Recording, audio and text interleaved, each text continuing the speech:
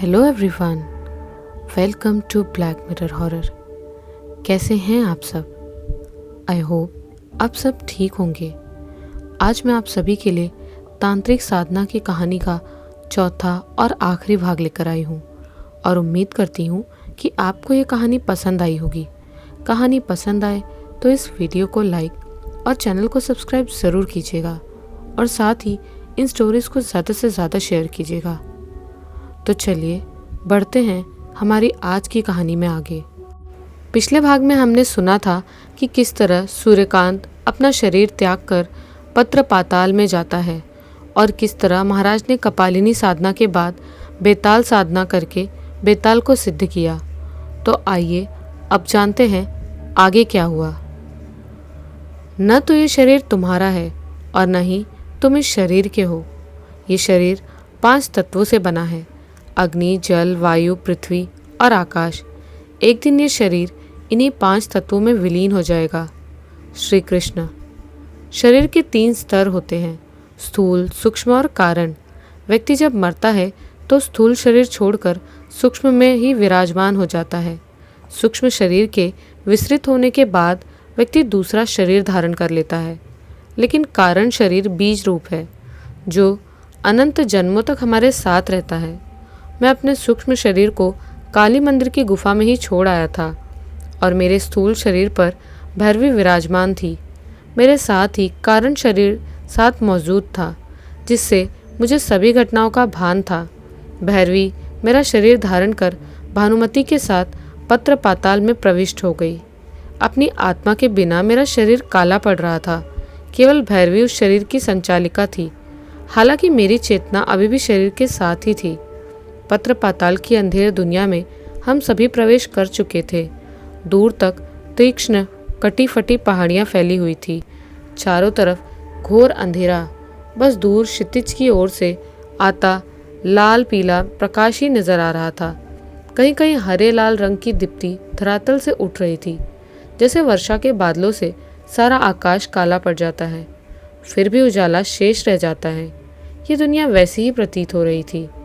भैरवी व भानुमति स्पष्ट देख रही थी, इसी वजह से अंधेरा उनके लिए परेशानी का कारण नहीं बन सका। वहाँ वनस्पति तक काली थी और किनारे की ओर काले टार जैसी नदी बह रही थी। अचानक मेरा ध्यान आसमान की ओर गया। ऐसा लग रहा था जैसे आसमान में समुद्र की लहरें उठ रही हो और उन लहरों के सिरे भयानक प्रेत रूप लिए हुए थे। चारों दिशाओं में नर कंकाल जैसे प्रेत उड़ रहे थे। उनके सिर पर बड़े सींग और पंख चमगादड़ जैसे थे। हमारे वहाँ होने का एहसास उन्हें नहीं था। लेकिन कब तक? मैंने भानुमति को वहाँ का जायज़ा लेने के लिए भेज दिया। भानुमति तीव्रता से उड़ती हुई चली गई। मेरे साथ अब भैरवी ही शेष थी। हम अभी तक उस लाल दीप्ति की ओर बढ़ रहे थे जो क्षितिज के आकाश से साफ नजर आ रही थी।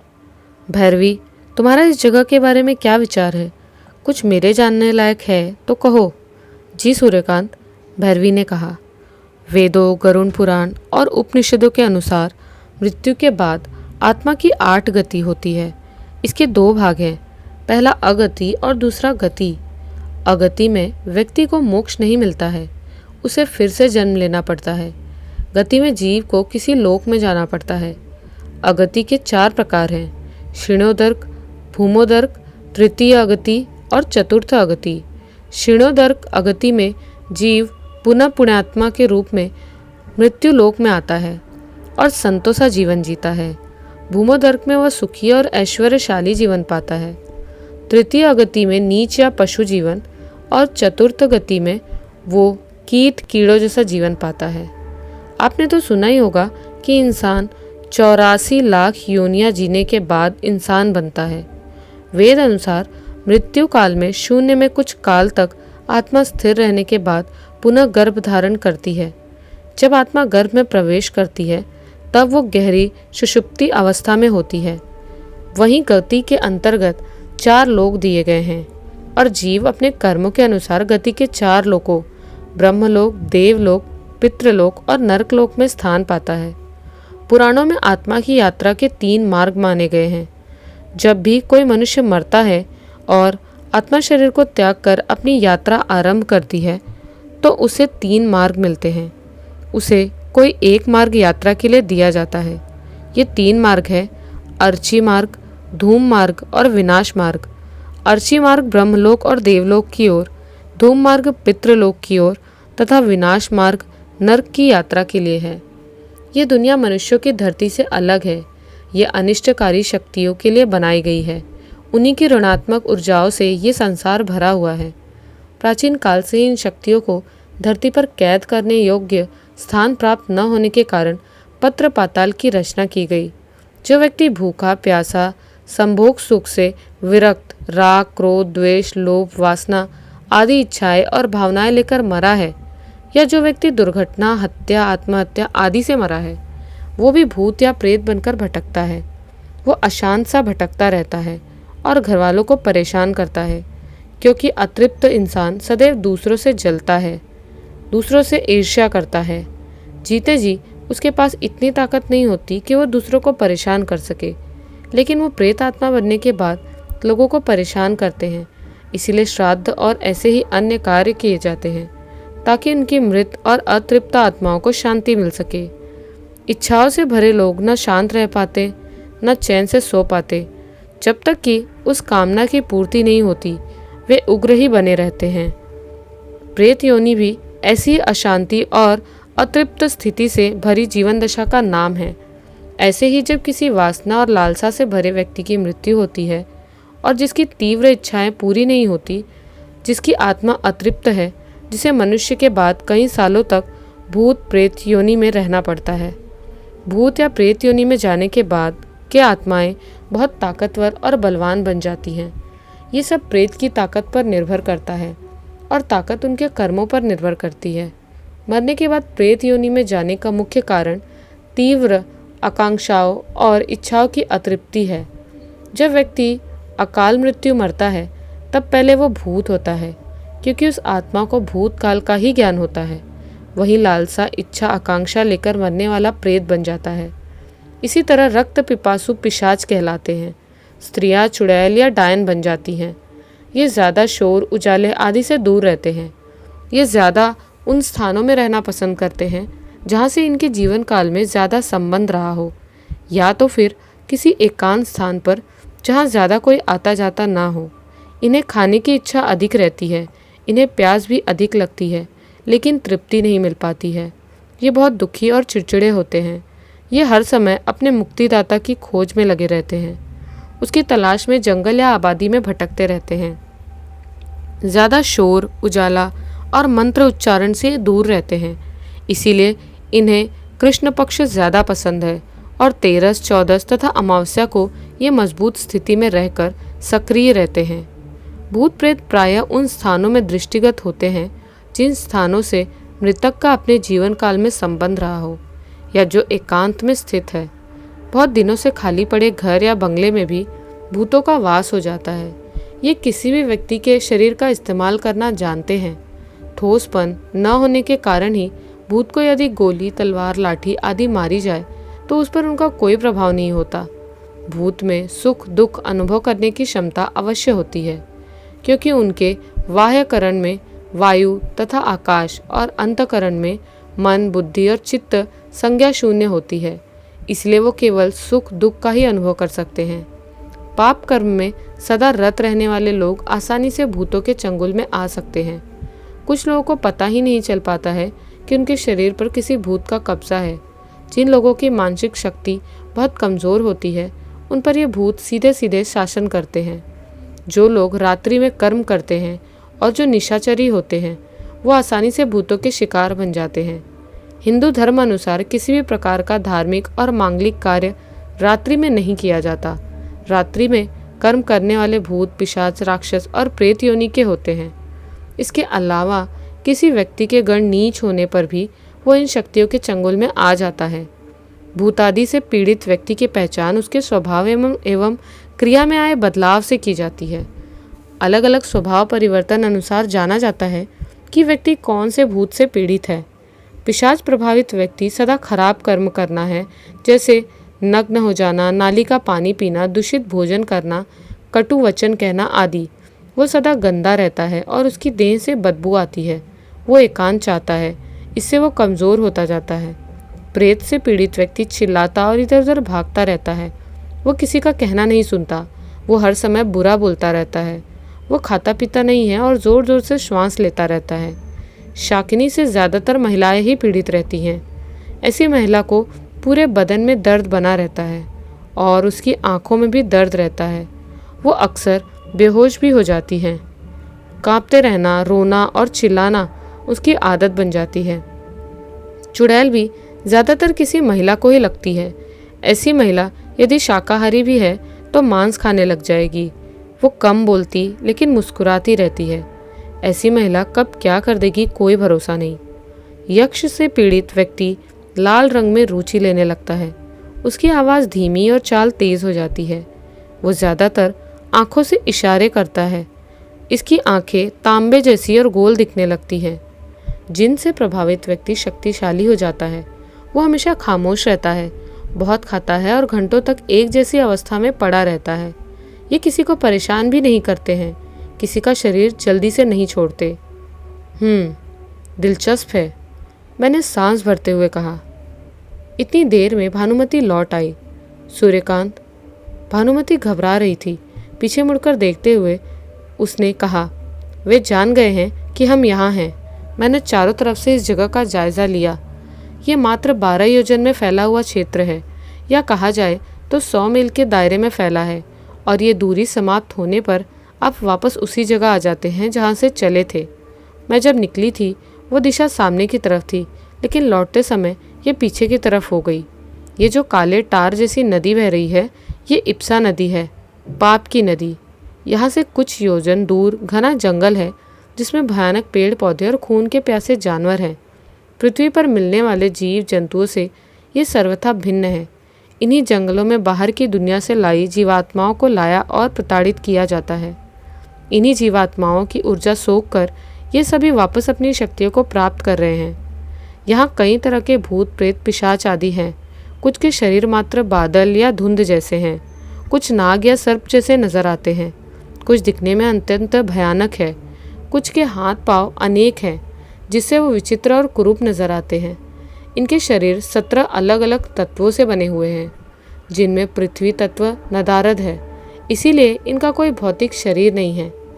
यहाँ लगभग 20,000 की संख्या में प्रेत पिशाचों की सेना है, जिनका सेनापति चाणूष है। वो दिखने में कटी फटी लाश जैसा है। ऐसा लगता है जैसे किसी टुकड़े की हुई लाश को सीकर उसका शरीर बनाया गया है। सेना के अग्रिम भाग में छोटे प्रेत पिशाच हैं और उनके पीछे और भी भयानक जीव जंतु शक्तिशाली पिशाचों को शामिल किया है। सेना में स्त्री पुरुषों का दर्जा समान है। आगे जाने पर भूमि पठारी हो जाती है। इस पठार भूमि के अंत में बड़े बड़े नरमुंडों के आकार में ढला किला है। उसी किले में रहता है यहाँ का अधिनायक प्रेतराज। वो नरमुंडों से बने सिंहासन पर विराजमान है, जिस पर इंसानी लाश के चीथड़े लटके हुए हैं। मैंने उसे देखा। उसने काले टाट के बने वस्त्र धारण कर रखे हुए थे और उसके कंधे से लेकर उसके पैरों तक जाता है। उसके सिर पर काली धातु का बना मुकुट है, जिसकी दोनों तरफ सींग बने हुए हैं। उसका चेहरा जगह जगह से फटा हुआ है, जो जख्म जैसे नजर आते हैं। उनसे हमेशा लहू बहता रहता है। उसकी आंखें सफ़ेद मोती से चमकती हुई हैं। वहाँ किले में उसके अलावा चाणूष और कुछ प्रेतादि मौजूद थे, जिनमें नर व मादा रूपी पिशाच बराबर मात्रा में थे। लगता है वो उसका मंत्रिमंडल था। मंत्रिमंडल? भैरवी ने पूछा। हाँ, दिखने में ऐसा ही प्रतीत हो रहा था। मैंने काफ़ी देर तक उनके विचार विमर्श सुने। उसी के बाद ही मैंने ऐसा कहा, पिशाचों में इस तरह का अनुशासन दुर्लभ है। ये पिशाच इंसानी रक्त मांस खाकर गुजारा करते हैं। ना मिलने पर मलमूत्र तक खा जाते हैं। इनका कोई बुद्धि स्तर नहीं होता, हमेशा दुर्गंध में ही पड़े रहते हैं। अगर प्रेतराज इन्हें अनुशासित करने में समर्थ हो गया है तो यकीनन उसके साथ अभी भी उसकी मनुष्य चेतना बाकी है। प्रेत योनि में जाने के बाद भी वो उसे नहीं भूला है, और अगर ऐसा है तो ज़रूर वो कोई बड़ी योजना बना रहा है। इसमें कोई संशय नहीं है। आखिर पत्र पाताल से बाहर निकल आना इन प्रेतों के लिए संभव नहीं हो सकता। इतना कहकर भैरवी शांत हो गई। इन सभी ने अपनी शक्तियों को संग्रहित किया और पत्र पाताल का द्वार खोज निकाला। उसी द्वार के जरिए जीवात्माओं को यहाँ लाया जा रहा है। उनकी गति नरक या अन्य लोकों की होती या अगति में उन्हें वापस जन्म लेना होता, लेकिन उन जीवात्माओं को यहाँ लाने से असंतुलन पैदा हो गया है। ये सभी शीघ्र ही पृथ्वीलोक पर हमला कर देंगे। भानुमति प्रेतराज की योजना जान चुकी थी। फिर तो हमें शीघ्रता करनी होगी सूर्यकांत, भैरवी ने कहा। उसकी आवश्यकता नहीं पड़ेगी भैरवी। लौटते समय कुछ प्रेतों ने मुझे आकाश में विचरते देख लिया था। वे सभी मेरा पीछा कर रहे थे। उनसे छुपने के लिए मैंने जंगल का सहारा लिया, लेकिन वो जंगल तो अति भयानक रूप धारण किए हुए था। वहाँ के वृक्ष रक्त पिपासु हैं और जीव नोच खाने को तैयार। वहाँ से निकल मैं वापस आकाश की ओर बढ़ रही थी कि प्रेतों ने मुझे दबाने की कोशिश की, लेकिन मैंने अपने तीक्ष्ण दांतों से उनके पंख फाड़ डाले, जिससे वे सभी जमीन पर आ गिरे। घुसपैठिया घुसपैठिया कहते हुए वे वापस लौट गए। मुझे लगता है प्रेतराज को शीघ्र ही पता लग जाएगा और वो यहीं पहुंच रहा होगा। क्या तुम तैयार हो भैरवी? सूर्यकांत ने पूछा। मैं हमेशा से ही तैयार थी सूर्यकांत, लेकिन मेरी पहली प्राथमिकता आप हैं, ना कि ये युद्ध। मैंने आपको सशरीर रक्षा का वचन दिया है और मैं किसी भी कीमत पर इस वचन को बनाए रखूंगी। ये युद्ध लड़ना ज़रूरी नहीं है सूर्यकांत। हम चाहे तो अभी भी वापस लौट सकते हैं, लेकिन युद्ध में आपके शरीर को क्षति पहुंची तो इसकी भरपाई नहीं हो सकेगी। हम किसी अन्य विकल्प के साथ वापस लौटकर प्रेतराज को रोक सकते हैं। वो पृथ्वीलोक पर आक्रमण की योजना बना रहा है। ये युद्ध अवश्य संभावी है, या तो यहाँ नहीं तो वहाँ। रही बात विकल्प की, नए विकल्पों के इंतज़ार में समय गंवाने से अच्छा मौजूदा विकल्प आजमाया जाए। ठीक है सूर्यकांत, जैसी आपकी आज्ञा। आप मंत्र जागरण की तैयारी कीजिए, मैं उनके सम्मुख रहूंगी। सूर्यकांत ने वहीं आसन लगा अपनी हथेलियाँ जोड़ी, अंगुलियों की अलग अलग मुद्राओं से कुंडलिनी जागरण कर दिया। काली मंदिर में पत्रपाताल के समीप बैठा सूर्यकांत का सूक्ष्म शरीर जागृत हुआ और तेजी से उसमें स्पंदन शुरू हो गया। स्वामी जी ने अपने चेलों से कहा, सूर्यकांत ने मंत्र जागृत करने की प्रक्रिया शुरू कर दी है। जरूर कोई अनिष्ट होने जा रहा है। अनिष्ट होगा तो सबसे पहले उससे मेरा सामना करना होगा। स्वामी जी ने मुड़कर देखा। धधकती अग्नि में नहाए हुए महाराज को देख स्वामी जी और उनके चेले भौचक्के रह गए। महाराज के शरीर से अग्नि की लपटें निकल रही थी। क्रोध में भरे महाराज उस जगह का तापक्रम बढ़ा रहे थे। स्वामी जी की आंखें खुले नेत्रों से उनके दर्शन कर रही थी। उनकी आंखों से आंसू बह निकले और वो केवल इतना ही कह पाए, तुमने कर दिखाया पुत्र, तुमने कर दिखाया। इस महान शक्ति के आगे मैं अपना सिर झुकाता हूँ। स्वामी जी महाराज के आगे झुकने लगे। नहीं नहीं स्वामी जी, कहकर महाराज ने उन्हें रोक लिया। आप मेरे गुरु हैं, मेरे गुरु जैसे हैं और हमेशा रहेंगे। कहाँ है वो पत्र पाताल? ये कहकर महाराज आगे बढ़ने लगे। पत्र पाताल के समीप आकर वे रुक गए। कुछ क्षण ठहरो बृजमोहन, अग्नि वेताल ने कहा। वहाँ सूर्यकांत मंत्रों को जागृत कर रहे हैं, उन्हें विघ्न होगा। कुछ मील दूर उन प्रेतों ने सूचना प्रेतराज तक पहुँचा दी थी। उन्होंने 3 घुसपैठियों के आने की सूचना दी थी। जिस तरह की शक्ति का वर्णन उन प्रेतों ने किया था, उसे प्रेतराज को सेना सहित आक्रमण करना ठीक लगा। वो अपना लाव लश्कर लिए उनकी ओर बढ़ रहा था। सेना में समस्त पिशाच थे। अग्रिम पंक्ति में छोटे व उसके बाद अत्यंत विशाल और भयानक प्रेत थे। अंत में 4 विशालकाय प्रेत प्रेतराज को सिंहासन पर लिए चल रहे थे। इस तरह प्रेतराज दूर तक की गतिविधियों पर नजर डाले हुए था। प्रेतराज की सेना उसी दिशा में बढ़ रही थी जिस ओर उन्होंने भानुमति को जाते हुए देखा था। मंत्रोच्चार शुरू होते हैं। प्रेतों के कान फटने लगे। उनका स्पंदन सुन प्रेतराज ने कहा, चानुष, सेना को जल्दी आगे ले जाओ, ये कोई सिद्ध तांत्रिक है। मंत्र जागरण पश्चात वो सेना को पल भर में भस्म कर डालेगा। चानुष ने अपनी कमर में बंधा सिंहनुमा यंत्र पकड़ा और गालों को फुला तेजी से फूंक दिया। उस यंत्र की ध्वनि चारों ओर फैल गई। भानुमति ने आकाश की ओर जाकर देखा और भैरवी से कहा, बस कुछ ही मील दूर। पत्र पाताल के आकाश में बवंडर उठने लगे। तेज बिजली कड़कने लगी।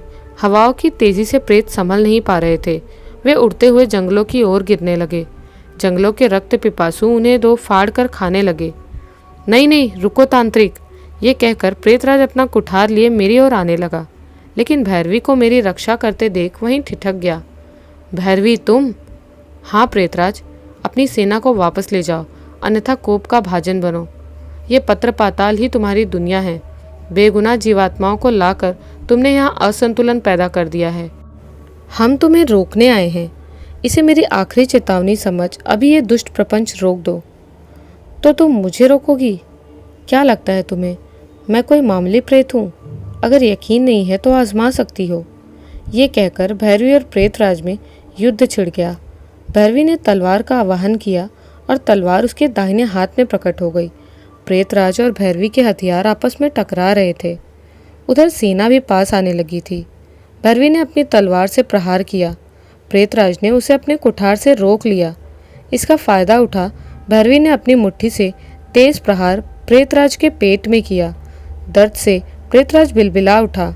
जैसे ही वो झुका, भैरवी ने उसका सर काट डाला। प्रेतराज ने तुरंत अपने हाथ से इशारा किया और सर वापस उसके हाथ में आया, जिसे उसने धीरे से अपने धड़ पर रख दिया। वो जोरों से हंसा। कोशिश अच्छी थी भैरवी, लेकिन तुम मुझे नहीं रोक पाओगी और ना ही ये तांत्रिक, ऐसा कहकर प्रेतराज ने कुठार भैरवी की ओर छोड़ दी। कुठार के प्रहार को भैरवी ने अपने हाथों की ऊर्जा से रोक लिया, लेकिन प्रेतराज ने अपना दायां हाथ हवा में उठाकर उसकी मुट्ठी भींच ली। सामने आसन पर बैठ सूर्यकांत दर्द से चीख उठा। उसकी पसलियां प्रेतराज ने मरोड़ दी थी। अभी बृजमोहन, इतना कहकर बृजमोहन अग्निवेताल लिए पत्र पाताल में कूद पड़े। उधर पत्र पाताल में भानुमति और भैरवी ने सूर्यकांत की प्रेतराज से रक्षा के लिए उन्हें घेर लिया। सेना उनकी ओर बढ़ रही थी। तभी पत्र पाताल का आकाश आग की लपटों से घिर गया। प्रेतराज, भानुमति, भैरवी, सूर्यकांत और समस्त सेना आकाश की ओर देखने लगी। अंधेर नगरी प्रकाश से भर उठी। सबकी आंखें उस तेज प्रकाश को सहन तक नहीं कर पा रही थी। आकाश क्लिंग के स्वर्ग से गूंज रहा था। अग्निवेताल, क्रोध में भरते हुए प्रेतराज ने भैरवी की ओर देखते हुए कहा, मैं अभी भी दर्द से छटपटा रहा था। कुछ समझ नहीं आ रहा था क्या होने जा रहा था। मैंने बस कुछ लपटें आसमान से उतरते देखी। धीरे धीरे जब दृश्य साफ हुआ, एक फंदा प्रेतराज के गले में आया और वो भीषण अग्नि की लपटें घोड़े और घुड़सवार का आकार लिए सेना की तरफ बढ़ चले। प्रेतराज को घसीटते हुए थोड़ा जोर लगाकर मैं अपने स्थान पर बैठ गया। वो घुड़सवार सीधा सेना की ओर बढ़ता चला जा रहा था। सेना की ओर बढ़ते बढ़ते उसके हाथ में तलवार लहराने लगी, जो जिससे उगल रही थी अग्नि सब कुछ भस्म कर देने वाली थी। मैंने भैरवी की ओर देखा। उसने केवल इतना कहा, बृजमोहन। मैं हक्का बक्का उनकी ओर देखने लगा। भैरवी ने आगे कहा, उन्होंने अग्निवेताल सिद्ध कर लिया है। मैंने महाराज को नमन किया। महाराज की तलवार काफ़ी चौड़ी और लंबी थी। घोड़े पर बैठे हुए भी तलवार जमीन तक छू रही थी, जिससे अग्नि की एक रेखा जमीन पर बन रही थी। ये आग अब पूरे पत्र पाताल को घेरने लगी थी। उस अग्नि में प्रत्येक अनिष्ट शक्ति को साफ साफ देखा जा सकता था और घोड़े के पीछे पीछे प्रेतराज जमीन पर घसीटा जा रहा था। फंदे से छूटने की वो पुरजोर कोशिश कर रहा था, लेकिन उसे जकड़ा जा चुका था। वो उसके गले से धुआं निकलने लगा था। मुझे भानुमति को संभाल कर भैरवी भी युद्ध में कूद गई। वो कब ओझल हुई और कब उन पिशाचों के पास पहुंच गई पता नहीं चला। पिशाचों ने कुछ क्षण उसे देखा और फिर उसी तेजी से वो उन पर लपक पड़ी। उसकी तलवार एक एक पिशाच को चुन चुन कर मारने लगी।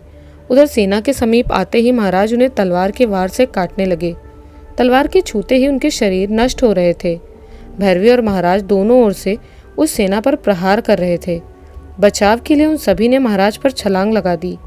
एक एक करते हुए वे सभी महाराज पर कूदने लगे, जिससे उनका बड़ा सा ढेर उस मैदान में इकट्ठा हो गया और फिर वहाँ अंधेरा छा गया। लेकिन कुछ ही देर में उस ढेर से पुनः प्रकाश की दीप्ति फूटी और अपने मुंह से आग उगलता अग्निवेताल प्रकट हुआ। उसने सभी पिशाचों को उस आग से जलाकर भस्म कर दिया। उसके मुंह से निकली आग दूर तक जा चुकी थी, जिसमें पूरा पत्र पाताल जलने लगा था। वो रक्त पिपासु जंगल भी लपटों में घेर उठा था। वहाँ के खूनी वृक्ष और जीव जलकर भस्म हो रहे थे। लपटें आकाश तक को घेरने लगी थी। इतनी देर में प्रेतराज खुद को छुड़ाने में सफल हो गया। उसने अपना कुठार उठाया और महाराज की ओर फेंक दिया, लेकिन अग्निवेताल ने उसे एक हाथ से हवा में ही लपक लिया। महाराज तक तो वो पहुंच भी नहीं पाया। अग्निवेताल ने प्रेतराज की ओर क्रोध से देखा और अपना पंजा प्रेतराज को दिखाया। प्रेतराज उस इशारे से उड़ता हुआ अग्निवेताल के पंजे में आ गया। अग्निवेताल ने उसकी गर्दन दबोच ली। प्रेतराज उसे छूटने की कोशिश कर रहा था कि अग्निवेताल ने अपना मुंह खोला। फिर एक अग्नि की लपट मुंह से निकली और प्रेतराज के चेहरे को उन लपटों ने घेर लिया। कुछ देर बाद अग्निवेताल शांत हुआ। उसने अपना मुंह बंद कर लिया। प्रेतराज का चेहरा अभी भी जल रहा था। उसने प्रेतराज को उसी के सिंहासन पर फेंक दिया। सिंहासन पर प्रेतराज निढाल होकर पड़ा और उसी क्षण उसी का कुठार आकर उसी की छाती में धंस चुका था। प्रेतराज ने सामने उसी दिशा में देखा। सूर्यकांत, भैरवी, भानुमति महाराज और अग्निवेताल उसी की ओर देख रहे थे।